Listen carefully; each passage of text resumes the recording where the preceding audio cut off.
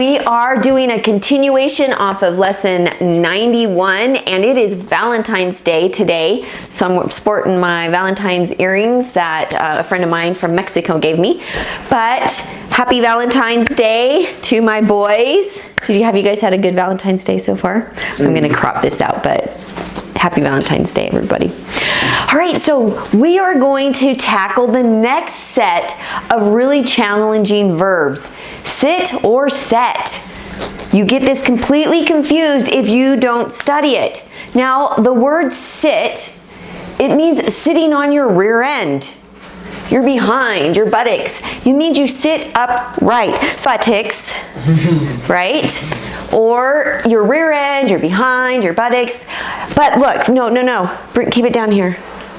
So you want to be just right. So upright. You want to be upright, just like this. That's what sitting means. Set means to place down. All right? Set means to place down. Now, Daniel, I'm going to set this. Do you paying attention to this, Paul? We're going to set it down. Set. Set. Yeah. What about setting the table? Now, that would be you're setting things down, right? Can you see that? Set the table. Set is a transitive verb. So table is your direct object. Do you see that? Do you see that, Paul? Okay, so now look at this. Look at this, guys. Sit, sit, sit, set, sit, set. And now this can be really tricky because a lot, especially children, and I've had even up to high schoolers that I have worked with that cannot hear the difference between the and the I. And that's a lot of times why it's confusing. Most adults don't really have that issue, but children do. And even up into their teen years, they have that issue. And so that's why they can't hear the difference. And they're not understanding quite what the difference is until you actually study it. Sit. I'm in an upright position. I'm sitting on my rear end, however you guys want to say it. But this right here, I'm setting it on this bench, right? Setting it down. Okay, so now let's talk about examples of sit. Now I'm keeping this whole entire lesson, lesson 91 is all in simple tense. So you're understanding it in simple tense. Once you have it down in simple tense, we're going to move on and figure it out in the other tenses. So I sit to sew. She sits and sews.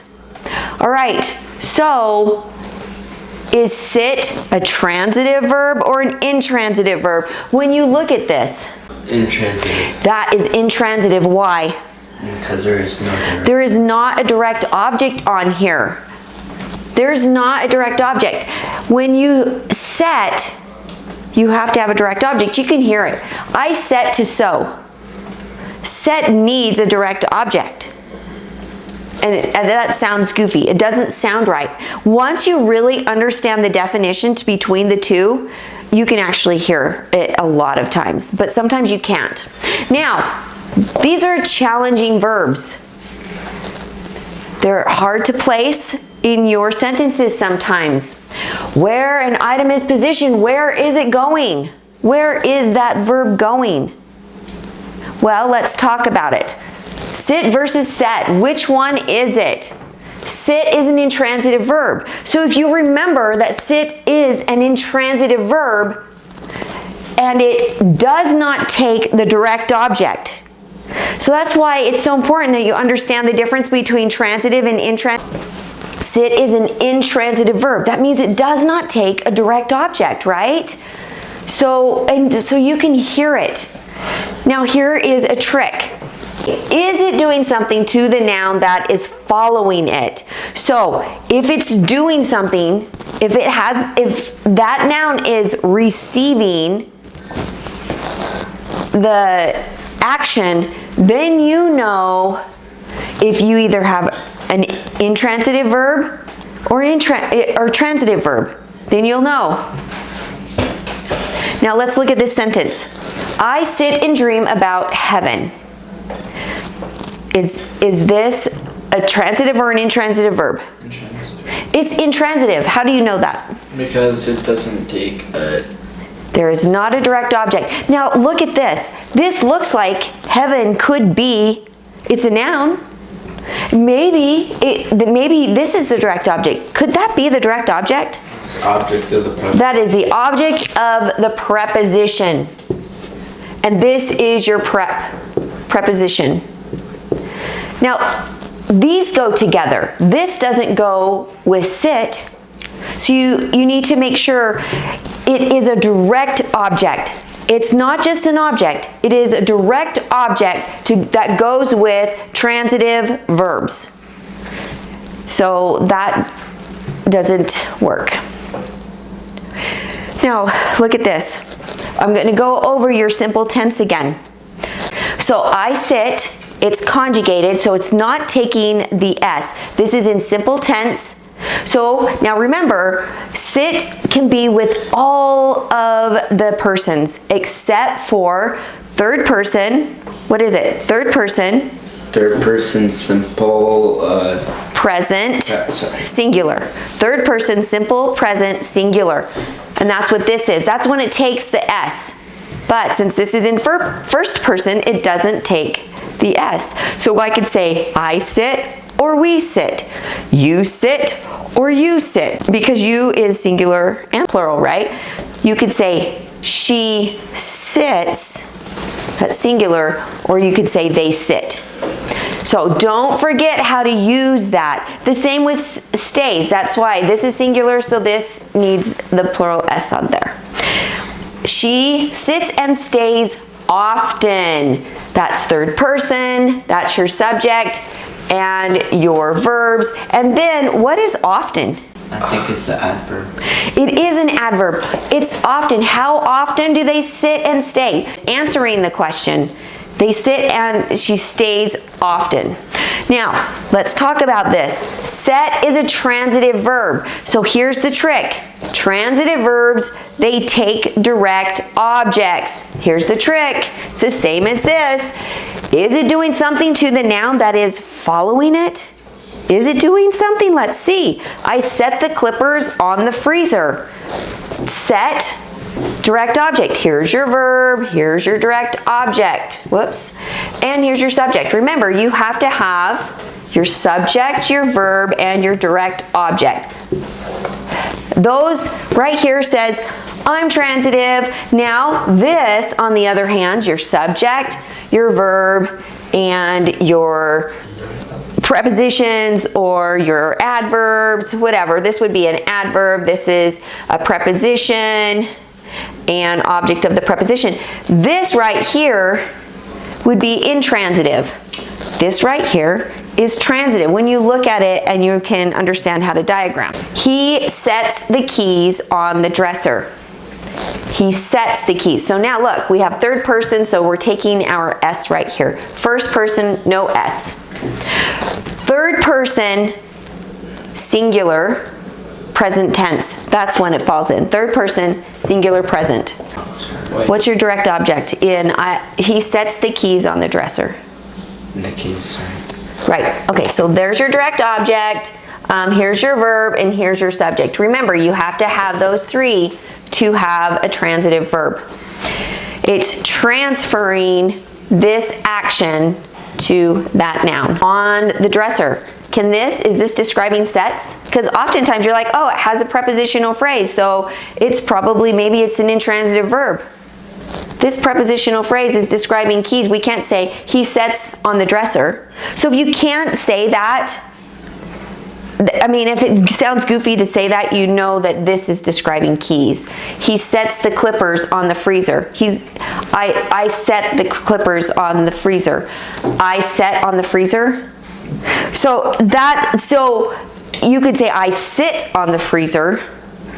He sits on the dresser, but you can't say set.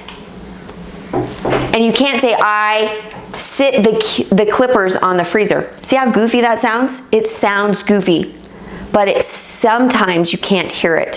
He sits the keys on the dresser. So make sure that you're getting that right. So to make some sense, let's have some examples. Right here, look. We've got our box and we're setting it down.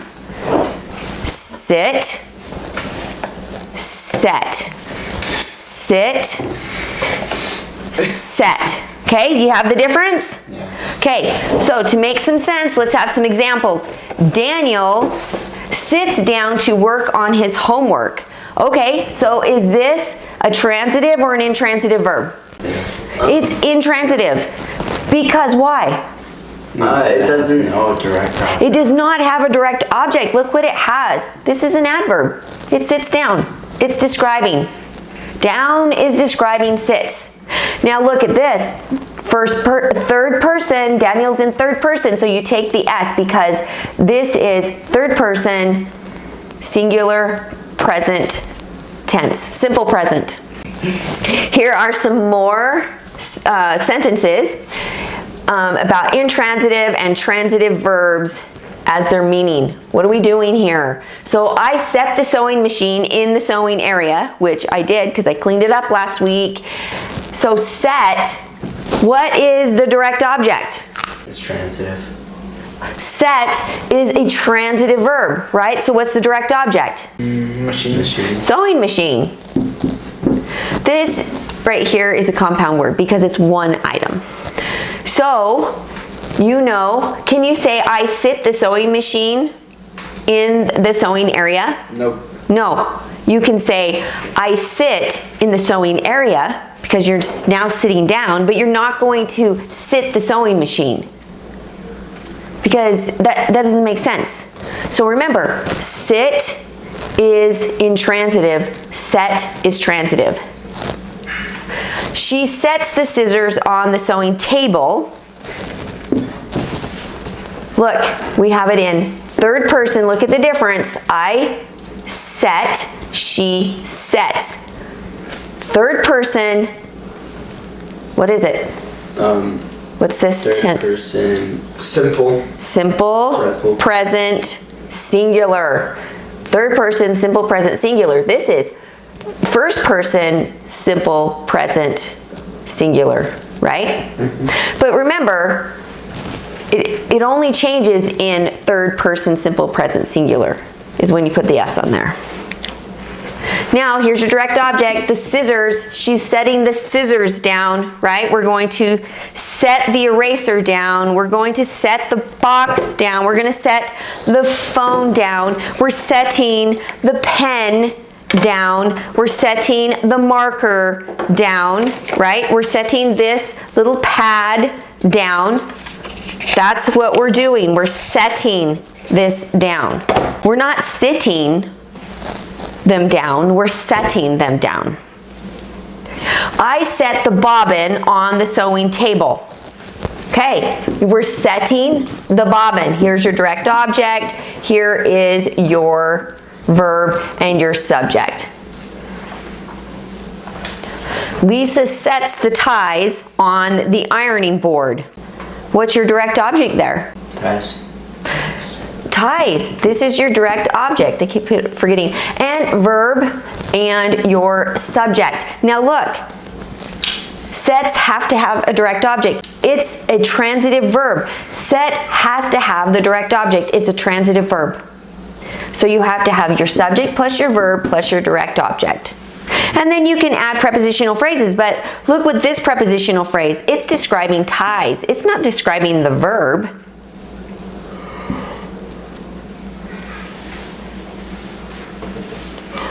Okay, does that make sense? Okay, so remember when you have to add the S. Singular, sorry. Singular, present. Singular. Yep. Yep. Okay, I set the pictures on the couch. Okay, what's your direct object in there? Oh, pictures, sorry. Nice. Yeah. Direct object. So, set is your verb. Subject is I. You're going to need your subject plus your verb plus your, to make that a transitive verb.